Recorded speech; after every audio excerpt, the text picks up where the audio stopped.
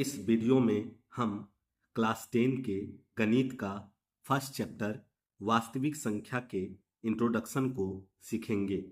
मेरा भरोसा है कि यह वीडियो हम सभी के लिए समान रूप से उपयोगी होगा। वास्तविक संख्याएं, रियल नंबर्स। सबसे पहले हम अंक या डिजिट को सीखेंगे। 0 से 9 को ही अंक कहते हैं, अर्थात 0, 1, 2, 3, 4, 5, 6, 7, 8, 9 को ही अंक कहा जाता है, जिसकी कुल संख्या 10 है। 1 से लेकर 9 तक 9 हुआ और 0 को शामिल करने पर अंकों की कुल संख्या 10 हो जाती है। ध्यान रखने वाली बात यह है कि पूरा गणित इन्हीं 10 अंकों पर टिका हुआ है। यह गणित की सबसे छोटी इकाई के साथ साथ महत्वपूर्ण इकाई भी है। इसलिए गणित डेसिमल प्रणाली, डेसिमल सिस्टम या दशमलव प्रणाली अर्थात इन्हीं 10 अंकों पर टिका हुआ है। अंकों की कुल संख्या 10 है। जब हम 10 को देखते हैं तो 10 दो अंक 1 और 0 से मिलकर बना है, जो कि संख्या है किंतु अंक नहीं है, क्योंकि अंक होने के लिए सिंगल, अकेला या एकल होना आवश्यक है, अर्थात अंक अकेला हो सकता है, परंतु 10 1 और 0 अकेला नहीं है, अर्थात यह 1 और 0 से मिलकर बना है। इसलिए यह संख्या तो है किंतु अंक नहीं है। अब हम संख्या या नंबर्स को सीखेंगे। नंबर्स एक या एक से अधिक अंकों से मिलकर बना होता है, अर्थात संख्या एक या एक से अधिक अंकों से मिलकर बनता है। संख्या को सूचित करने के लिए हम वर्तमान में या प्राचीन रूप से भी NO के रूप में उपयोग करते हैं, जो कि लैटिन भाषा न्यूमेरो का लघु रूप है। न्यूमेरो का N और अंतिम O को ही प्राचीन काल से वर्तमान तक संख्या को लघु रूप या शॉर्ट में लिखने के लिए NO के रूप में उपयोग किया जाता है। एग्जाम्पल 5 एक संख्या भी है और एक अंक भी है। क्यों? क्योंकि हम जब प्राकृत संख्या की बात करते हैं या पूर्ण संख्या की बात करते हैं तो प्राकृत संख्या 1, 2, 3, 4, 5 से लेकर अनंत तक जाती है। तब हम 5 को संख्या के रूप में भी देख सकते हैं और अंक के रूप में भी देखते हैं। परंतु जब हम 15 की बात करते हैं तो 15 संख्या तो है किंतु अंक नहीं है, क्योंकि अंक होने के लिए आवश्यक शर्त है कि यह अकेला या सिंगल होना चाहिए, जबकि 15 1 और 5 अर्थात दो अंकों से मिलकर बना है। इसलिए 15 अपने आप में एक संख्या है किंतु अंक नहीं है।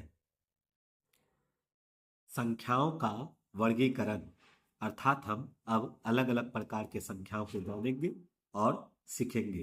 पहला, प्राकृत संख्या, जिसे नेचुरल नंबर्स भी कहते हैं।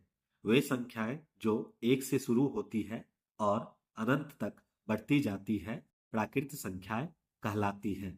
अर्थात जब हम गिनती 1, 2, 3, 4, 5, 6 ऐसे करते करते आगे बढ़ते जाए, क्योंकि गिनती का अंत नहीं है, तब हम इसे प्राकृत संख्या कहेंगे। इसे n से सूचित करते हैं और दिखाने के लिए 1, 2, 3, 4, 5, 6 बारी बारी से हम बढ़ते ही जाएंगे। इसलिए गिनती की संख्याएं प्राकृत संख्याएं कहलाती है, जो 1 से शुरू होकर अनंत तक होती है, क्योंकि गिनती का अंत नहीं है।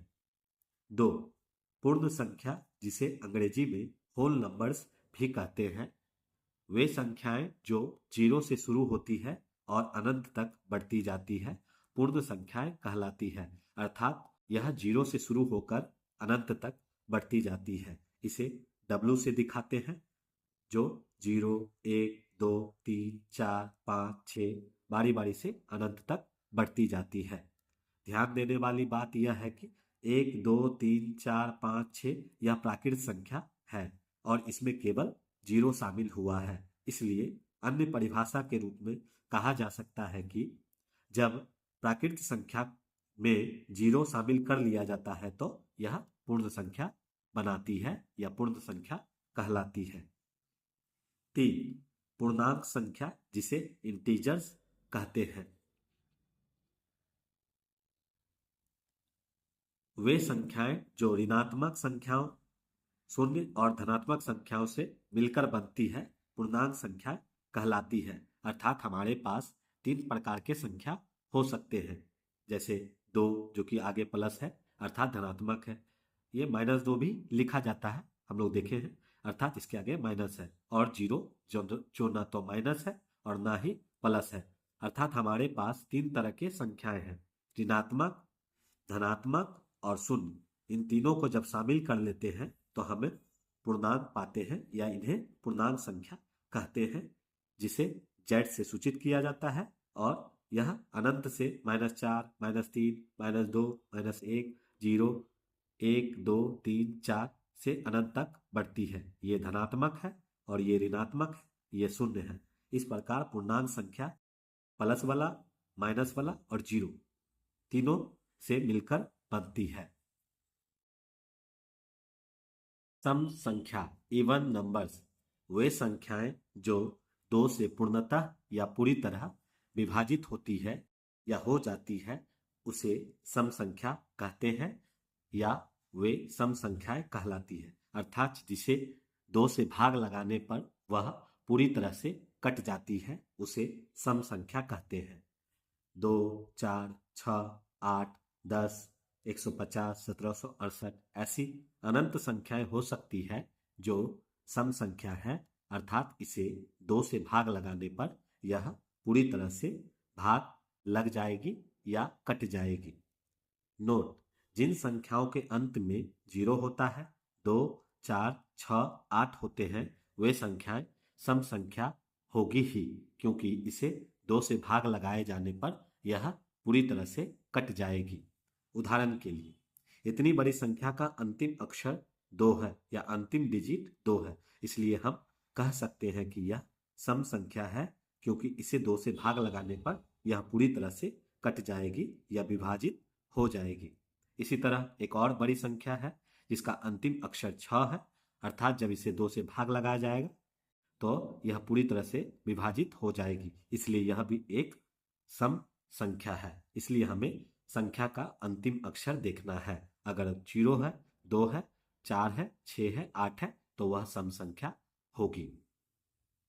विषम संख्या, ओड नंबर्स, वे संख्याएं जो 2 से पूरी तरह विभाजित नहीं होते, अर्थात इसे 2 से भाग लगाने पर यह पूरी तरह से विभाजित नहीं होता और शेषफल 1 आता है। कहने का अर्थ 1 बच जाता है यदि 2 से भाग लगाया जाए, इसे विषम संख्या कहते हैं या ये विषम संख्या कहलाते हैं। जैसे 1, 3, 5, 7, 9, 11, 13, 101, 1991 आदि आदि अनंत संख्याएं हैं जो 2 से भाग लगाने पर पूरी तरह से विभाजित नहीं होते और शेषफल 1 बचाते हैं। इन्हीं संख्याओं को विषम संख्या कहते हैं। नोट, जिन संख्याओं के अंत में 1 होते हैं, 3 होते हैं, 5 होते हैं, 7 होते हैं, 9 होते हैं, ये विषम संख्या होती है, अर्थात इन्हें 2 से भाग लगाने पर यह पूरी तरह से नहीं कटेगी और शेषफल 1 देगी, इसलिए ये विषम संख्या होगी। जैसे इसका अंतिम 1 है, इसे भाग लगाने पर यह 2 से पूरी तरह विभाजित नहीं होगा, हमें अंतिम देखना है। इनमें से हो तो वह विषम संख्या होगा। इसका भी अंतिम 1 है, इसलिए यह विषम संख्या है। भाज्य संख्या, कंपोजिट नंबर्स, वे संख्याएं जो एक और स्वयं के अलावा अन्य संख्याओं से भी विभाजित हो सकती है, उन्हें भाज्य संख्या कहते हैं या वे भाज्य संख्या कहलाती है। अर्थात वे संख्या जिसको एक भाग तो लगाएगी ही, इसके अलावा वह खुद से तो भाग लगेगा ही, लेकिन एक और खुद से के अलावा छोड़कर अन्य संख्या भी भाग लगा देते हैं, अर्थात उसे कम से कम 3 संख्या भाग लगाएगी। ऐसे संख्या को भाज्य संख्या कहते हैं। जैसे देखें, 4 को भाग लगाने वाला 1 भी है, 2 भी है, क्योंकि 2 का पहाड़ा में 4, और खुद से भी भाग लगता है, अर्थात 1 और खुद से यह 2 से भी विभाजित है। ऐसी संख्या को भाज्य संख्या कहेंगे, जिसके कम से कम 3 अपवर्तक होते हैं या उसे कम से कम 3 संख्या भाग लगा देती है, जिसमें 1 तो सभी को भाग लगाएगा और खुद से तो वो भाग लगेगा ही, इसके अलावा अन्य कोई भी हो सकता है। इसी तरह 6 को भाग लगाने वाला 1 है, 2 है, 2 का पहाड़ा में 3 बार में आता है, 3 का पहाड़ा में 6 2 बार में आता है, और 6 खुद के पहाड़ा में आता है। इस प्रकार 6 को भाग लगाने वाला 1 2 3 6 4 संख्याएं हैं, इसलिए 6 भाज्य संख्या है, क्योंकि यह 1 और स्वयं के अलावा अन्य संख्याओं से भी विभाजित होती है। इस तरह 4 6 8 9 10 12 14 15 16 18 20 21 ये सभी संख्याएं भाज्य संख्या है, क्योंकि यह खुद से और 1 के अलावा अन्य संख्याओं से भी विभाजित हो सकती है। अभाज्य संख्या प्राइम नंबर्स वे संख्याएं जो केवल 1 और खुद से या स्वयं से ही विभाजित होते हैं, अभाज्य संख्या कहलाती हैं। अर्थात यह 1 से ही विभाजित होगी और खुद से ही। कह सकते हैं कि इसके केवल और केवल 2 अपवर्तक होते हैं, या 2 ही भाग लगाने वाले होंगे, एक तो वो खुद ही होगा और एक होगा।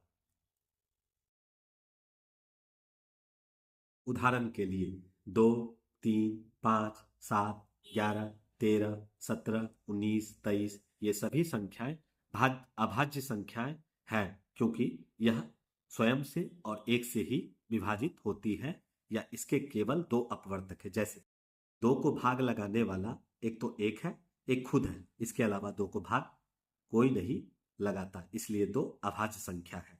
और ध्यान रखना है कि 2 सबसे छोटी सम संख्या वाला अभाज्य संख्या है और एकमात्र सम संख्या वाला अभाज्य संख्या है। 3 के अपवर्तक अर्थात 3 को भाग लगाने वाला एक तो 1 है और एक खुद है, इसलिए 3 भी अभाज्य संख्या है। 23 के अपवर्तक एक तो 1 का पहाड़ा में 23 आएगा और एक खुद से भाग लगेगा। इस प्रकार वे सभी संख्याएं जो 1 से और खुद से विभाजित होती है उन्हें अभाज्य संख्या कहते हैं। सह अभाज्य संख्या को प्राइम नंबर्स वे 2 संख्याएं जो केवल 1 से विभाजित हो या उनका उभयनिष्ठ गुणनखंड केवल 1 हो, सह अभाज्य संख्याएं कहलाती है। अर्थात 2 संख्याओं का समूह होगा और दोनों को केवल और केवल एक ही भाग लगा पाएगा। ऐसे संख्याओं के समूह को सह अभाज्य संख्या कहते हैं। उदाहरण के लिए 2 और 3 2 संख्या का समूह तो है, और दोनों को भाग लगाने वाला अर्थात 2 को भी भाग लगा दे और 3 को भी भाग लगा दे, ऐसी संख्या केवल 1 है, इसलिए यह दोनों सह अभाज्य संख्या का उदाहरण है। जैसे देखें 2 का गुणनखंड यानी 2 को भाग लगाने वाला एक तो 1 है, एक 2 है। 3 का गुणनखंड अर्थात 3 को भाग लगाने वाला एक तो 1 है और एक 3 है। दोनों में उभयनिष्ठ गुणनखंड यानी दोनों में जो कॉमन है वह 1 है, इसलिए 2 3 सह अभाज्य संख्या है। उसी तरह 8 और 15 भी सह अभाज्य संख्या है, क्योंकि 8 और 15 को 1 के अलावा कोई और संख्या इन दोनों को विभाजित नहीं करेगी। 5 और 12 यह भी सह अभाज्य संख्या है। ध्यान रखना है कि इसमें दोनों अभाज्य हो यह जरूरी नहीं है, क्योंकि यहाँ 8 अभाज्य संख्या नहीं है। हमें गौर करना है कि 2 संख्याओं का समूह होगा और दोनों को केवल एक ही भाग लगाएगा। इसी तरह हम 5 और 12 को देखते हैं तो 5 को भाग लगाने वाला 1 और 5 है, जबकि 12 को भाग लगाने वाला 1 2 3 4 6 और 12 सभी है। दोनों को समान रूप से या उभयनिष्ठ गुणनखंड दोनों का केवल 1 है जो दोनों को भाग लगा सकता है, इसलिए 5 और 12 भी सह अभाज्य संख्या है।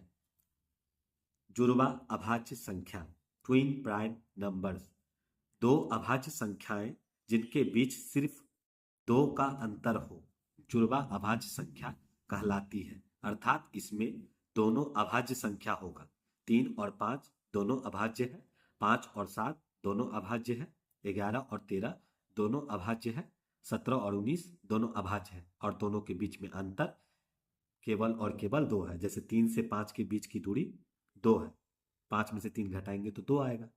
इसी तरह 7 में 5 घटाएंगे 2 आएगा। इस तरह से 3 5 5 7 11 13 17 19 29 31 ये सभी जुड़वा अभाज्य संख्याएं हैं, क्योंकि इसमें दोनों अभाज्य संख्या है और दोनों के बीच के अंतर 2 है।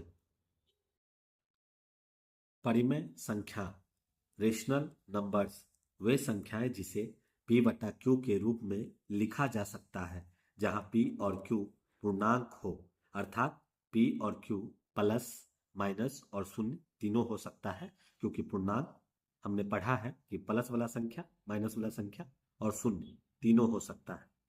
और q जीरो के बराबर ना हो, अर्थात नीचे वाला जीरो के बराबर ना हो, परिमेय संख्या कहलाती है। कह सकते हैं हम कि जिन भी संख्याओं को बटा में लिख सकते हैं वे सभी संख्याएं परिमेय संख्या है।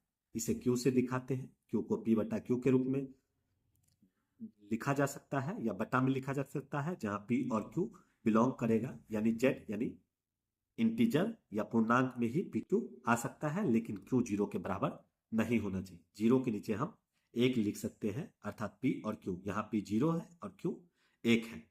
इसे उड़ाएंगे तो हमें 100 मिलेगा, एक इसके बदला और 2 जीरो, इसलिए पी बटा क्यू है। यहाँ भी पी बटा क्यू के रूप में है, जहाँ पी -3 है और 4 है, क्योंकि पी पूर्णांक हो सकता है, प्लस माइनस कुछ भी हो सकता है। और इसे जब हम तोड़ेंगे तो √9 3 का स्क्वायर है, 3/1 पी बटा क्यू के रूप में लिखा सकता है। इसे भी पी बटा क्यू के रूप में हम लोग लिख सकते हैं और इसे भी बटा के रूप में लिखा गया है। इस प्रकार जिन भी संख्याओं को भिन्न या बटा में लिख सकते हैं, किंतु ध्यान रखना है नीचे वाला जीरो ना हो, क्योंकि जीरो होने से अपरिभाषित हो जाती है या जीरो से भाग नहीं लगाया जा सकता। बटा में लिखे जाने वाले सभी संख्याएं परिमेय संख्या होगी। नोट: शांत या अशांत आवर्ती दशमलव का प्रसार परिमेय संख्या होते हैं। देखिए, शांत संख्या या शांत दशमलव वो होते हैं जो दशमलव के बाद रुक जाते, यानी शांत होते हैं, जैसे 0 या 1.75 दशमलव के बाद बढ़ा नहीं, रुक गए, इसलिए यह शांत है। इसी तरह यह भी शांत है, क्योंकि दशमलव के बाद रुक गया। लेकिन कुछ संख्याएं होती है जो दशमलव के बाद चलती ही रहती है, जैसे देखिए 1.2222 पर बार बार आ रहा है, इसलिए ऊपर हमने बार दे दिया, यह संख्या अशांत है। और आवर्ती मतलब बार बार यही आ रहा है, इसलिए इस तरह के दशमलव को अशांत आवर्ती कहते हैं। ये दोनों संख्याएं परिमेय संख्या होती है, क्योंकि अशांत आवर्ती को हम परिमेय संख्या या बटा के रूप में लिख सकते हैं। जैसे इसे हमें बटा के रूप में लिखने के लिए करना है कि 1 लिख देना है और ये 2 का 2 लिख देना है, और जिन संख्याओं पे बटा बार है उन्हें हम उतना ही 9 ले लेंगे। इस तरह से 9 1 9 11/9, ये पी बटा क्यू के रूप में आ गया, जो कि भाग देने पर 1.22 मिलेगा, अर्थात यह परिमेय संख्या है। और दशमलव का इसका प्रसार अशांत था या आवर्ती था। इसे तोड़ने के लिए हमें सबसे पहले 2 लिख देना है, पॉइंट के बदला जीरो, पॉइंट के बदला प्लस लेना है, 5 का 5 डाल देना है, और जितना पर बार है, एक संख्या बार है, उतना ही 9 डाल देना। 9 दूना 18 5 23/9, यह भी शांत हो गया, मतलब शांत तो नहीं, बटा के रूप में हो गया, इसलिए यह परिमेय संख्या। फिर से इसे हम 2 लिख सकते हैं, पॉइंट के बदला प्लस लिख सकते हैं, और 23 है तो 23 लिख देंगे, और 2 संख्या पे बार है इसलिए 2 9 दे देंगे। 99 का पहाड़ा 2 बार करेंगे तो हमें 198 मिलेगा, प्लस 23 कर देंगे और 99 डाल देंगे। अब 8 3 11, हाथ में रह गया 1, 9 2 11, 1 12 और 1 1 2/99, अर्थात इसे पी बटा क्यू के रूप में लिखा गया। इस तरह यह बटा में या भिन्न में लिखा गया, इसलिए यह अशांत आवर्ती दशमलव प्रसार होने के बाद भी परिमेय संख्या कहलाता है या होता है। अपरिमेय संख्या इरेशनल नंबर्स वे संख्याएं जिन्हें पी बटा क्यू या बटा के रूप में नहीं लिखा जा सकता है, जहां पी और क्यू दोनों तो पूर्णांक ही होंगे और क्यू जीरो के बराबर नहीं होगा। इसका दशमलव प्रसार अशांत अनावर्ती होता है, अर्थात यह अशांत तो होता है लेकिन बार बार एक ही संख्या रिपीट नहीं होता। जैसे देखें, यहाँ 1.01001 अर्थात हम इस पर बार नहीं लगा सकते हैं, क्योंकि जीरो की संख्या लगातार बढ़ रही है। अशांत तो है लेकिन बार बार वही संख्या न होकर बदल जा रही है या उसकी संख्या बढ़ जा रही है। इसी तरह 2.34 344 3444, इसी तरह यह बढ़ रही है, इस पर हम बार नहीं लगा सकते। इस तरह के दशमलव को अशांत अनावर्ती दशमलव कहा जाता है। ये अपरिमेय संख्या होती है। इसके अलावा जो संख्या रूट या मूल में होते हैं किंतु यह पूर्ण रूप से बाहर नहीं निकल पाते, यह भी अपरिमेय संख्या होती है। जैसे √2 अपरिमेय है, √3 अपरिमेय है, 5 + √2 अपरिमेय है, 3 √3/2 अपरिमेय है, और यह आसान अनावर्ती दशमलव है तो अपरिमेय होगा। इसके अलावा कुछ नियतांक है या स्थिरांक है या कांस्टेंट है जो अपरिमेय होते हैं। जैसे पाई का मान ऐसे तो निकाला नहीं जा सका है, लेकिन लगभग यह 3.14 के रूप में उपयोग में लिया जाता है। यह गैर दोहरी दशमलव है, अर्थात इस पर बार नहीं लगाया जा सकता है, या अशांत अनावर्ती संख्या है, इसलिए पाई भी अपरिमेय संख्या है। ई, जिसे नेपियर स्थिरांक या नेपियर कांस्टेंट कहते हैं, या लगातार जब कोई संख्या लगातार बढ़ते बढ़ते कितनी स्पीड से बढ़ेगी या निरंतर वृद्धि में यूज होता है। यह भी गैर दोहरी अर्थात दोबारा रिपीट नहीं होते हैं। यह भी अपरिमेय संख्या है जिसका मान 2.718 के आसपास या लगभग होता है। एक 5, जिसे गोल्डन रेशियो कहते हैं, जिसका मान लगभग 1.618 होता है, जो कि प्रकृति के पैटर्न यानी फूल की जो बनावट है किस तरह से बनी है। शिप की बनावट घोंघा को आपने देखा होगा, इस तरह से जो बढ़ती है, तो किस स्पीड से या किस रूप में वह काम करती है या कैसे बनी है, इसे गोल्डन रेशियो कहते हैं। यह नेचर के बनावट को दिखाती है। इससे भी अपरिमेय संख्या के रूप में देखा जा सकता है, क्योंकि यह रिपीट नहीं होती है या गैर दोहरी दशमलव होती है, जिसका मान 1.618 होता है। एक परिमेय तथा एक अपरिमेय संख्या का रूप। अगर एक परिमेय तथा अपरिमेय को जोड़ेंगे, घटाएंगे, गुना करेंगे और भाग देंगे, तब मिलने वाला सभी संख्या अपरिमेय ही होगा। जैसे 3 जो कि परिमेय है, √5 जो कि अपरिमेय है, दोनों को हमने जोड़ा और ये जो पूरा संख्या बना 3 + √5, यह एक अपरिमेय संख्या है। इसी तरह घटाएंगे, जैसे 2 परिमेय है -√3 अपरिमेय है, यानी घटाने पर भी जो पूरा संख्या बना है 2 - √3, यह एक अपरिमेय संख्या है। इसी तरह गुना करने पर 3 परिमेय है, √5 अपरिमेय है, दोनों के बीच में गुना है, यह भी संख्या अपरिमेय संख्या का रूप है। भाग देने पर 2 जो कि परिमेय है और √5 जो कि अपरिमेय है, दोनों का भाग से बना कुल संख्या जो कि 2/√5 है, यह अपरिमेय संख्या होगा। इसी तरह √5 ऊपर भी हो सकता है और यह सब संख्या आगे पीछे हो सकती है, फिर भी संख्या अपरिमेय ही होगा। √5/2 भी अपरिमेय संख्या ही है।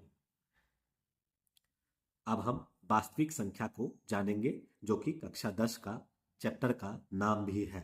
इसे रियल नंबर्स भी कहते हैं। वे सभी संख्याएं जो संख्या रेखा पर स्थित होती है, अर्थात जब हम ये संख्या रेखा पारे और जिन संख्याओं को दर्शा सकते हैं, और लगभग सभी संख्या जो अभी हमने पढ़ा, चाहे वो प्राकृत हो, पूर्ण हो, वास्तविक हो,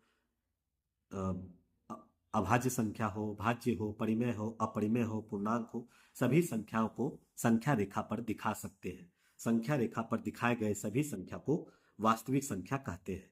इसमें सभी प्रकार के संख्या जो कि परिमेय और अपरिमेय के रूप में विभाजित किए जाते हैं, उसे शामिल किया जाता है। जैसे 2 परिमेय संख्या है, 3 परिमेय है, 0 परिमेय है, 1/4 परिमेय है, 3.17 परिमेय है, और यह अशांत अनावर्ती है जो अपरिमेय है, यह भी अपरिमेय है, √3 भी अपरिमेय है। अर्थात इसमें सभी संख्या जो अब तक हमने पढ़ा है, सभी संख्याएं वास्तविक संख्या का उदाहरण है।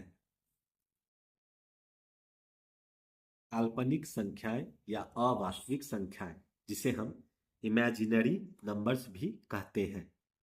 नकारात्मक संख्या का मूल अर्थात रूट के अंदर जब ऋणात्मक संख्या या माइनस लगा हुआ संख्या लेते हैं, तब काल्पनिक संख्या कहलाती है।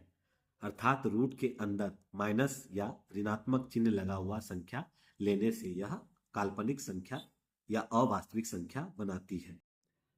रूट अंडर -5 को हम 5i लिखते हैं। i का अर्थ आयोटा से है, जिसे आयोटा पढ़ना है, और जिसका मान रूट अंडर -1 के बराबर होता है।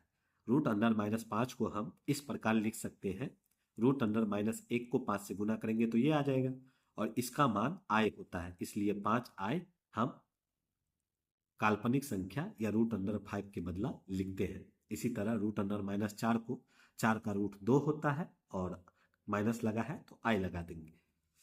इसी तरह रूट अंडर -3 का 3 लिखेंगे और माइनस का माइनस रूट में इसलिए आई लगा देंगे। ये सभी संख्या काल्पनिक या अवास्तविक संख्या है। हमें ध्यान रखना है सिर्फ कि रूट के अंदर केवल एक ऋणात्मक के साथ माइनस लगा हुआ संख्या हो तो यह अवास्तविक या काल्पनिक संख्या होती है।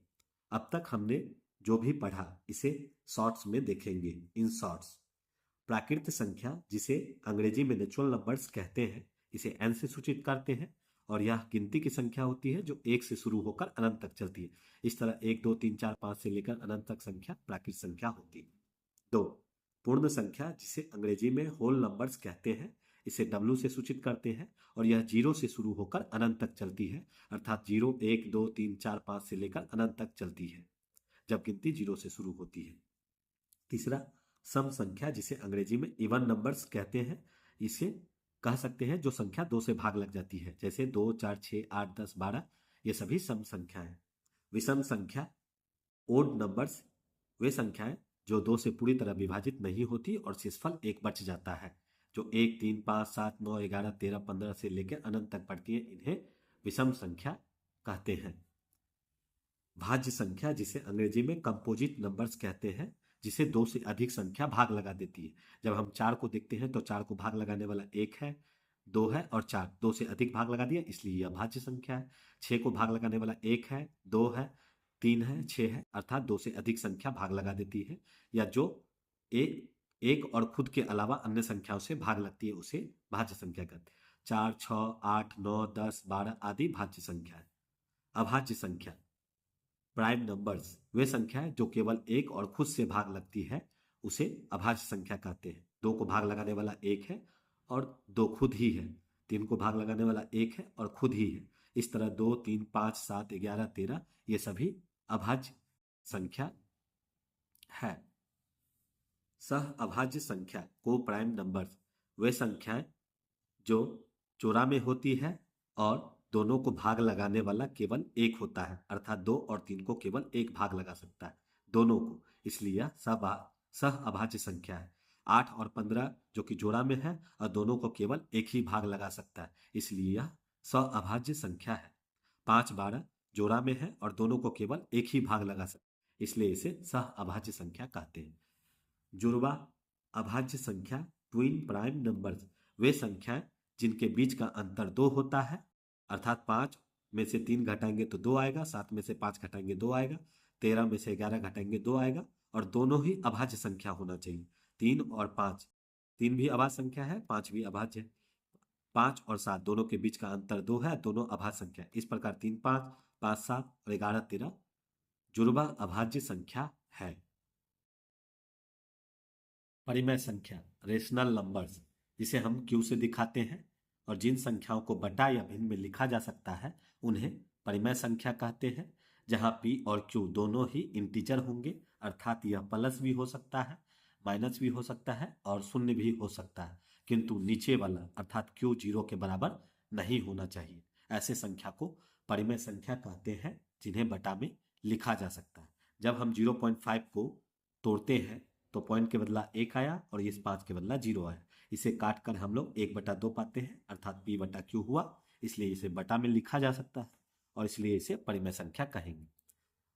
√4 जिसका मान 2 होता है, 2 के नीचे 1 होता है, सभी संख्या के नीचे 1 छुपा है, इसलिए इसे बटा में लिखा जा सकता है और यह भी परिमेय संख्या हुआ।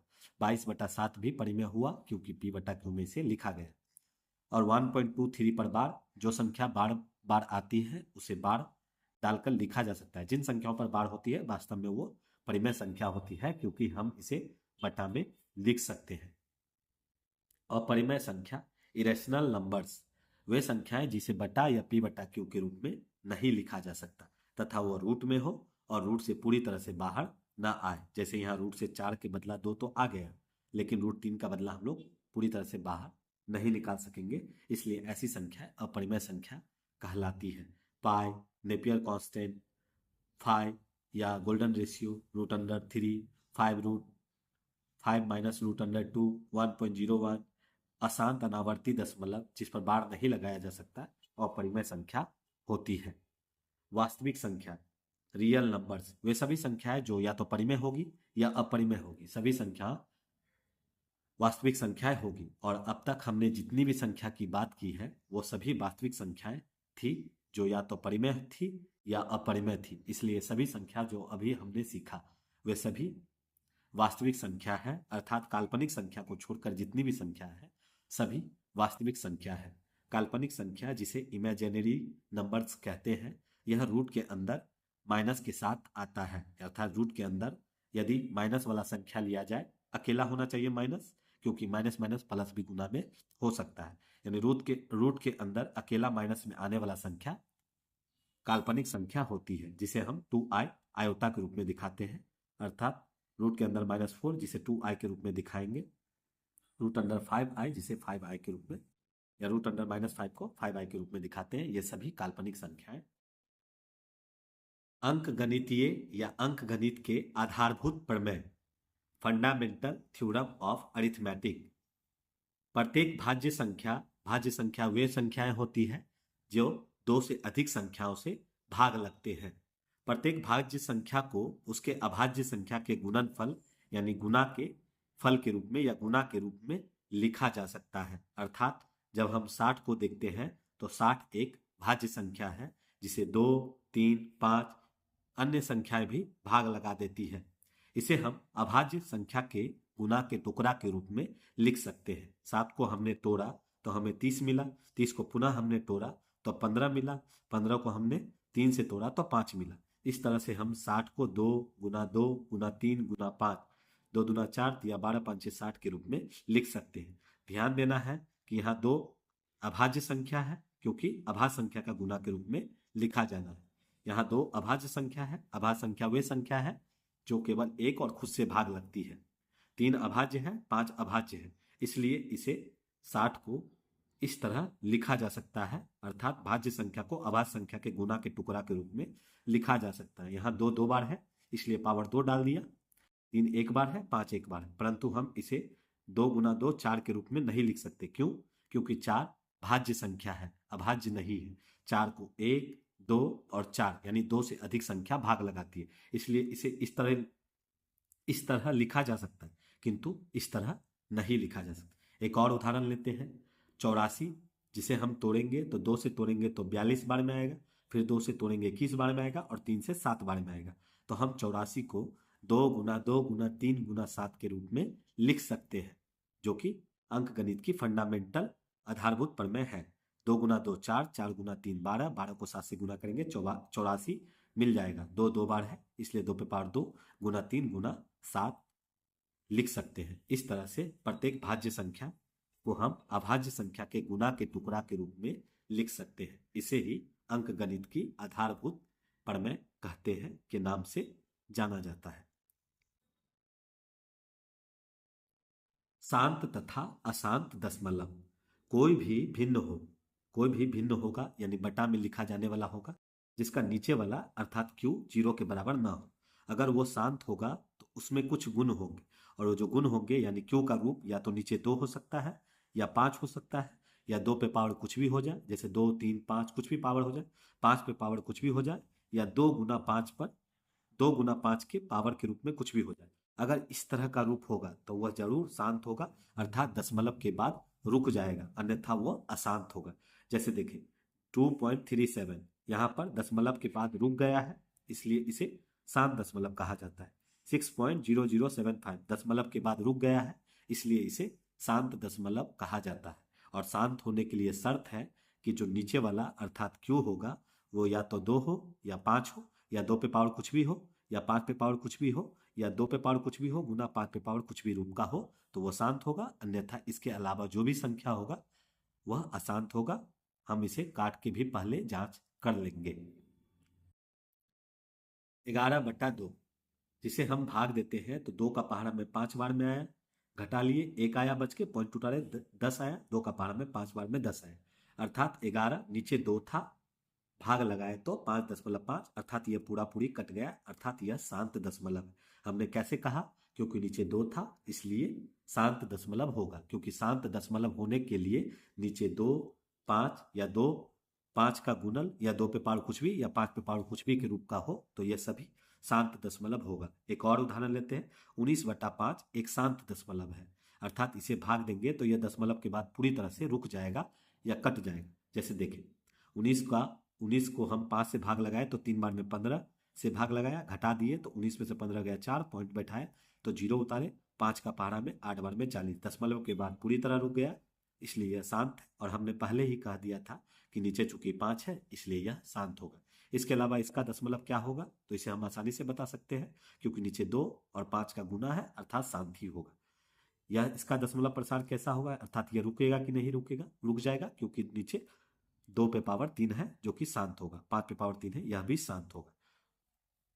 एलसीएम लिस्ट कॉमन मल्टीपल, इसे हिंदी में लघुत्तम समापवर्तक या लॉसक कहते हैं। एलसीएम क्या है तो 2 या 2 से अधिक संख्या, अर्थात 2 या 2 से अधिक संख्या का सबसे छोटा गुणज होगा, सबसे छोटा टुकड़ा होगा जो उनसे पूरी तरह से विभाजित हो जाएगा, जो उससे पूरी तरह से विभाजित होगा, अर्थात 2 और 3 का सबसे छोटा गुणज। तो 2 और 3 से भाग लगने वाला संख्या जो दोनों से भाग लगे यह 6 भी है, क्योंकि 6 2 से भी भाग लगता है, 3 से भी भाग लगता है। 12 भी है जो 2 से 6 बार में लगता है, 3 से भी 4 बार में लगता है। 6, 12, 18, 24 ये सभी संख्याएं हैं जो 2 और 3 से भाग लगेगी, लेकिन हमें तो सबसे छोटा लेना है और सबसे छोटा 6 है, इसलिए 2 और 3 का सबसे छोटा समान अपवर्तक जिसे समापवर्तक कहते हैं वो 6 है, इसलिए इसे हम एलसीएम के रूप में दिखाते हैं, अर्थात 2, 3 दोनों से भाग लगने वाला सबसे छोटा संख्या 6 है, इसे ही एलसीएम कहा जाता है। एक और उदाहरण लेते हैं। 3, 4 और 6 से भाग लगने वाला सभी संख्याएं, 3 और 4 और 6 तीनों से भाग लगने वाला जो संख्या है वो 12 है। 3 से 12 भी भाग लगता है, 4 से 12 भी भाग लगता है, 6 से भी लगता है। इसके अलावा 12, 24, 36, 48 अनंत संख्याएं हैं जो 3 और 4 और 6 से भाग लगेगी, लेकिन इन सबों में सबसे छोटी संख्या 12 है, इसलिए सबसे छोटा संख्या होने के नाते यह एलसीएम है, अर्थात 3, 4, 6 तीनों से भाग लगने वाली सबसे छोटी संख्या 12 है, जिसे एलसीएम के नाम से जाना जाता है। एलसीएम निकालने के विधि। एलसीएम से संबंधित समस्याएं हमें प्रश्न में मिलेंगे, इसलिए हम एलसीएम को जान लेते हैं। इसे निकालने के 3 विधि है। पहला, गुणज या अपवर्त्य विधि, जिसे अंग्रेजी में मल्टीपल्स मेथड कहते हैं। इसमें हम पहाड़ा लिखकर तीनों में सबसे छोटी कॉमन संख्या को निकाल लेते हैं जो उन सभी संख्याओं का एलसीएम होता है। उदाहरण के लिए 4, 6 और 8 का एलसीएम हम गुणज विधि से निकालते हैं। 4 का अपवर्त्य या गुणज 4 का पहाड़ा में आने वाला सभी संख्या है, जैसे 4, 8, 12, 6, 12, 16, 20, 24, इसी तरह से बारी बारी। 6 का अपवर्त 6, 12, 18, 24 6 का पहाड़ा में जो आता है। 8 का अपवर्त 8, 16, 24, 32 आदि आदि हो। अब हम तीनों में सबसे छोटी संख्या जो तीनों के पहाड़ा में आती है वह 24 होगी। इसके अलावा 48 भी हो सकता है, 72 भी हो सकता है, करोड़ों संख्याएं हो सकती है जो इन तीनों के पहाड़ा में आएगी, परंतु हमें तीनों में सबसे छोटी संख्या लेनी है जो तीनों के पहाड़ा में आती हो। इस प्रकार सबसे छोटी संख्या जो तीनों से भाग लगेगी, 4 से, 6 से और 8 से, वह 24 है, इसलिए इन तीनों का एलसीएम 24 हुआ। तो गुणज विधि या अपवर्त्य विधि में हम पहाड़ा लिखकर किसी भी संख्या का एलसीएम निकालते हैं और सबसे छोटा तीनों में कॉमन संख्या लेते हैं। दूसरी विधि अभाज्य गुणनखंड विधि है, जिसे अंग्रेजी में प्राइम फैक्टराइजेशन मेथड कहते हैं। इसमें हम संख्याओं के गुणज को गुणा के रूप में अभाज्य संख्या के गुणा के रूप में लिखेंगे। जैसे देखें, 4 को 2 गुना 2, यहाँ 2 अभाज्य संख्या है, लिख सकते हैं। 6 को 2 गुना 3 के रूप में लिखेंगे, दोनों अभाज्य संख्या है। और 8 को 2 से 4 बार में, फिर 2 से 4 बार में, फिर 2 बार, तो 2 गुना 2 गुना 2 8 होगा। इसमें हम ध्यान देंगे जो जो कॉमन होगा उसके बदला हम 1 लेंगे और बाकी जो बच जाएगा उसको हम गुना कर देंगे। यहाँ देखें, इन तीनों में 2 2 2 है, इसके बदला 1 2 लिया, और ये 2 इसमें है, इसके बदला ये 2 लिया, और जो बच गया 3 3 और ये 2। इस तरह से हमें पता था कि 4, 6, 8 का एलसीएम 24 होगा, और यहाँ भी हमने 2 गुना 2 4, 4 दूना 8, 8 त्रिक 24 हुआ। इसी तरह भाग विधि द्वारा एलसीएम डिवीजन मेथड, 4, 6, 8 का एलसीएम हम भाग विधि द्वारा बचपन में हमने पढ़ा है। इस तरह से लकीर पारकर 4, 6, 8 को रखेंगे और बारी बारी से सबको एक एक करने का प्रयास करेंगे। 2 का पहाड़ा में 4 2 बार में आता है, 2 का पहाड़ा में 6 3 बार में आता है, 2 का पहाड़ा में 8 4 बार में आता है। फिर 2 से भाग लगाएंगे, 2 का पहाड़ा में 2 1 बार में आता है, 2 का पहाड़ा में नहीं आएगा, इसे छोड़ देंगे। 2 का पहाड़ा में 4 2 बार में आता है, 3 का पहाड़ा में 1 नहीं लेना है ताकि 1 आ जाने से छोड़ देना है। 3 का पहाड़ा में 1 बार में 2 नहीं आता है, छोड़ देंगे। और इस तरह से जो बाहर में 1 के अतिरिक्त या 1 से गुना करेंगे तो प्रभाव नहीं पड़ता है, इसलिए जो जो है उसे गुना कर दें। 2 गुना 2 गुना 2 गुना 3, 2 दूना 4 दूना 8 3 24। इस तरह से 4, 6, 8 का भाग विधि द्वारा एलसीएम ऐसे निकाला जाता है। HCF, हाईएस्ट कॉमन फैक्टर, इसे GCD भी कहते हैं, ग्रेटेस्ट कॉमन डिवाइजर भी कहते हैं। हिंदी में इसे महत्तम समापवर्तक कहा जाता है, जिसे शॉर्ट में मस लिखा जाता है। इसका अर्थ क्या है? 2 या 2 से अधिक संख्याओं का सबसे बड़ा गुणनखंड। ध्यान रखना है, ये सबसे बड़ी संख्या होगी जो उन सभी संख्याओं को पूरी तरह से विभाजित कर देता हो, जो दिया गया संख्या को पूरी तरह से विभाजित कर दे। उदाहरण के लिए 12 और 18 का यदि हमसे एचसीएफ पूछा जाए तो हम कहेंगे हमारे पास सबसे बड़ी संख्या क्या है जो 12 और 18 दोनों को भाग लगा देगी। तो 12 और 18 को भाग लगाने वाले समान अपवर्तक कौन कौन है? एक है जो दोनों को भाग लगा देगा, 2 भी है जो 12 18 दोनों को भाग लगा देगा, 3 भी है और 6 भी है। परंतु जब बात आएगी सबसे बड़ी संख्या जो दोनों को भाग यानी 12 और 18 को लगा दे, वह 6 होगी। इस प्रकार 6, 12 और 18 का एचसीएफ होगा या महत्तम समापवर्तक होगा। एचसीएफ निकालने की विधि, पहला अपवर्तक विधि, इसे फैक्टर्स मेथड भी कहते हैं। 4, 8 और 12 का एचसीएफ इस विधि से हम कैसे निकालें? तो 4 का अपवर्तक, अपवर्तक मतलब भाग लगाने वाला, तो 4 को कौन कौन भाग लगाता है? 1 लगाता है 4 को, 2 लगाता है 2 बार में 4 को, और 4 खुद से भी भाग लग जाएगा। 8 को भाग लगाने वाला 1 है, 2 है, 4 है, 8 है। 12 को भाग लगाने वाला 1 है, 2 है, 3 है, 4 है, 6 है और 12 है। जब हम बात करेंगे कि तीनों को या तीनों को भाग लगाने वाला सबसे बड़ा कॉमन एक जैसा जो तीनों को भाग लगा दे रहा हो, और सबसे बड़ा ये भी है, एक एक एक तीनों को भाग लगा दे रहा है, 2 2 भी लगा दे रहा है, लेकिन सबसे बड़ा कौन है? तो वो संख्या 4 है, इसलिए तीनों का सबसे बड़ा कॉमन अपवर्तक अर्थात एचसीएफ 4 है।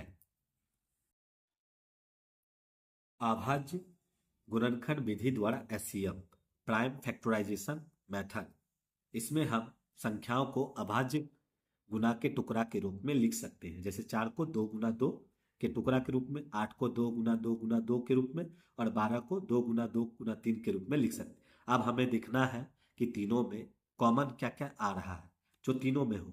एक ये वाला 2 तीनों में है और ये वाला 2 तीनों में है, इसलिए इन तीनों के बदला 1 2 और ये इन तीनों के बदला 1 2 ले लेंगे और दोनों को गुना कर देंगे तो हमें एचसीएफ मिल जाएगा, अर्थात 4 8 12 का एचसीएफ 4 होगा।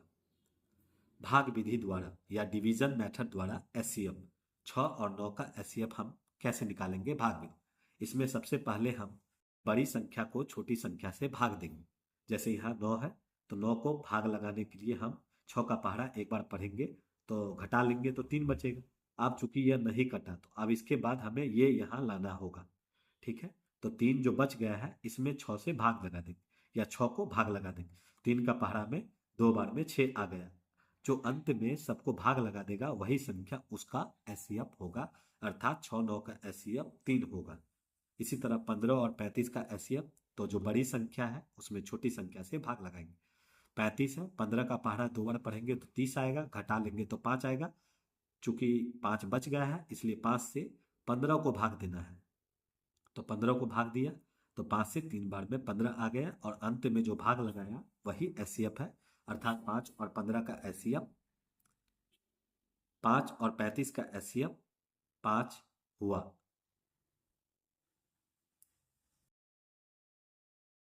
यूक्लिड विभाजन एल्गोरिथम, यूक्लिड गणितज्ञ या यूक्लिड नामक गणितज्ञ ने, जो कि प्राचीन काल के महान गणितज्ञों में से एक थे, उन्होंने दो धनात्मक यानी प्लस वाले संख्याओं का एचसीएफ निकालने का एक अलग तरीका दिया, जिसे हम पढ़ेंगे और इसे ही यूक्लिड विभाजन एल्गोरिथम के नाम से जाना जाता है, जो कि दो प्लस वाले संख्याओं का एचसीएफ निकालने के लिए उपयोगी है। यहां देखिए, मान ले हमने 5 को भाग लगानी है 2 से हम 5 को भाग लगाना चाहते हैं, तो जो 5 है ना, इसे भाज्य कहा जाता है, और जिससे भाग लगाते हैं यानी 2 से भाग लगाते इसे भाजक कहा जाता है। और 2 का पहाड़ा 2 बार पढ़ेंगे तो 4 आएगा, तो ये जो 2 बार में लगाए भाग इसे भागफल कहा जाता है, और जो नीचे घटाकर बचता है उसे शेषफल कहते हैं।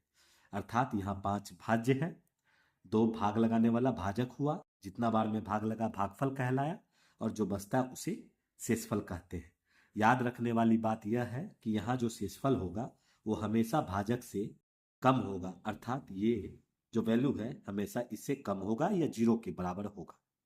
अब हम 5 जो है इस 5 को लाना चाहते हैं, इसे लाने के लिए हम 2 को 2 से गुना कर सकते हैं और 1 से जोड़ देंगे। 2 गुना 2 4 और 1 5 आ जाएगा, अर्थात ये 5 को हम नए ढंग से लिख सकते हैं। ये वाला 2, ये वाला 2 और ये 1। तो 5 को हमने तो भाज्य कहा था, तो भाज्य, ये 2 को हमने भाजक कहा तो ये भाजक हुआ, और ये वाला 2 को हमने भागफल कहा था, भागफल हुआ, और ये जो 1 है वो शेषफल हुआ। इस प्रकार एक सूत्र बना, भाज्य बराबर भाजक गुना भागफल प्लस शेषफल। यह ध्यान देने वाली बात यह है कि हमें हर बार 5 नहीं मिलने वाली है, 5 की जगह कोई भी संख्या हो सकती है। यूक्लिड ने कोई भी संख्या को a माना और b से भाग लगाया, और जितना बार में भाग लगा उसे q कहा, और जो बचा उसे r कहा।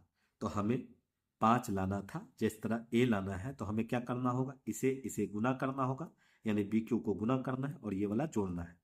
इसी की तरह यह भी है।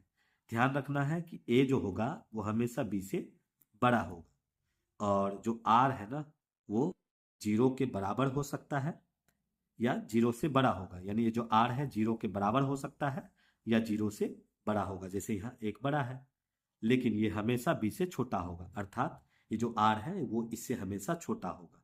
ये कंडीशन है यूक्लिड विभाजन के नियम के तहत।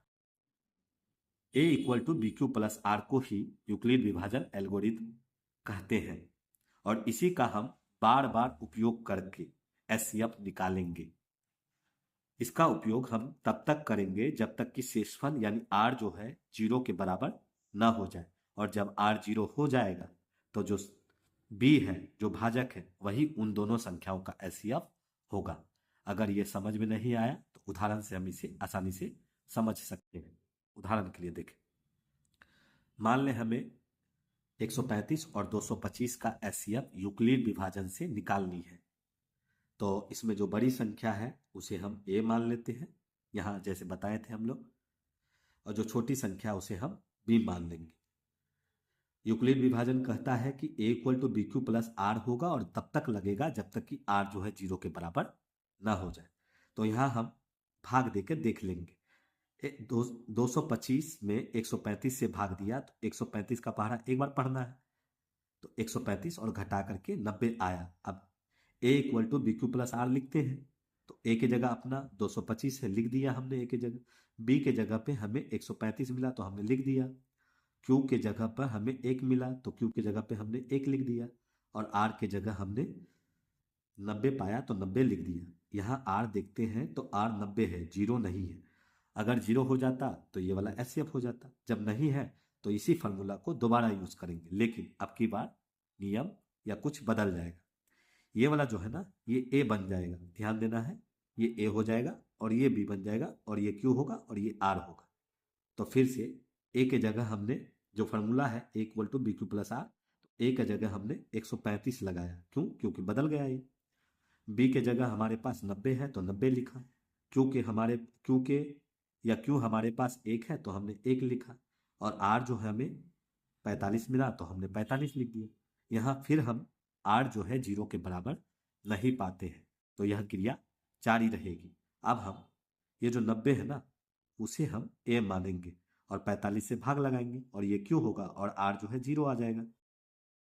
तो ए जो है फार्मूला लगाना है फिर से, a equal to B q r, b Q plus r. तो ए के जगह हमने 90 है तो 90 लिख दिया, बी के जगह हमारे पास 45 है तो 45 लिख दिया, और क्यू के जगह हमारे पास 2 है तो क्यू के जगह हमने 2 लिख दिया, और जो आर है वो 0 आ गया। जब आर 0 आ गया तो ये जो 45 है जिसे हम बी बोलते हैं यहाँ पर हमने लिखा है, तो यही उन दोनों संख्याओं यानी 135 और 225 का एचसीएफ होगा, इसलिए एचसीएफ ऑफ 225 और 135 बराबर 45 हो जाएगा। इस तरह से हम यूक्लिड विभाजन का उपयोग एचसीएफ निकालने में करते हैं। दो शब्द है जो यूक्लिड विभाजन एल्गोरिदम के उपयोग करते समय हमें बार बार दिख सकते हैं। एक शब्द है लेमा जिसे हिंदी में उप सिद्धांत कहते हैं, और एक शब्द है एल्गोरिदम जिसे कलन विधि कहते हैं। लेमा का अर्थ तथ्य या कथन से है, जो किसी भी अन्य जो प्रमेय है या नियम है उसे सिद्ध करने के लिए सहायता करता है। जैसे देखिए 5 बराबर 2 गुना 2 प्लस 1 किया तो भाज्य जो है, इस भाज्य को सिद्ध करने के लिए हमने भाजक गुना भागफल प्लस शेषफल यूज किया, तो यह जो है एक लेमा का उदाहरण हो गया जो 5 को सिद्ध करने के लिए आए। ये जो कथन है, इस 5 को सिद्ध करने के लिए हम लोग जो इसे यूज किए इसे ही लेमा कहेंगे। यह उदाहरण से आप समझ सकते हैं। परंतु एल्गोरिदम स्टेप बाय स्टेप या फिर निश्चित चरणों का समूह है। एक स्टेप बाय स्टेप करके निकालना है, बार बार भी कर सकते हैं अलग अलग, लेकिन स्टेप बाय स्टेप। तो निश्चित चरणों के समूह को एल्गोरिदम कहते हैं, जो कि किसी भी गणितीय हल को करने में सहायक होता है। जैसे कि हम यूक्लिड द्वारा 2 और 5 का एचसीएफ निकालेंगे, तो 5 बड़ा है 2 से इसलिए ए माना, और बी 2 हुआ, तो a equal to B Q plus r जो कि एक लेमा है। इसका उपयोग बार बार करके हम लोग एचसीएफ निकालेंगे। ये जो प्रोसेस है इसे ही एल्गोरिदम कहते हैं और इसे हम लेमा कहेंगे। तो ए के जगह हमने 5 डाला, 2 का पहाड़ा 2, तो ए जो है 5 है, बी जो है 2 है, क्यू जो है 2 है, और आर जो है 1 है। आर 0 नहीं आया तो अगला स्टेप जो किए इसे हम एल्गोरिदम का नाम देंगे। अगला स्टेप में ये 2 ए हो जाएगा, ये बी हो जाएगा, ये क्यू हो जाएगा, ये आर हो जाएगा। तो 2 जो है 1 को 1 लिख दिया हमने, फिर 2 से गुना किया और आर हमें 0 मिल गया। और इस तरह से जो बारी बारी जो करके स्टेप हमने प्राप्त किया इसे हम एल्गोरिदम कहते हैं। यह पहले चैप्टर का इंट्रोडक्शन था।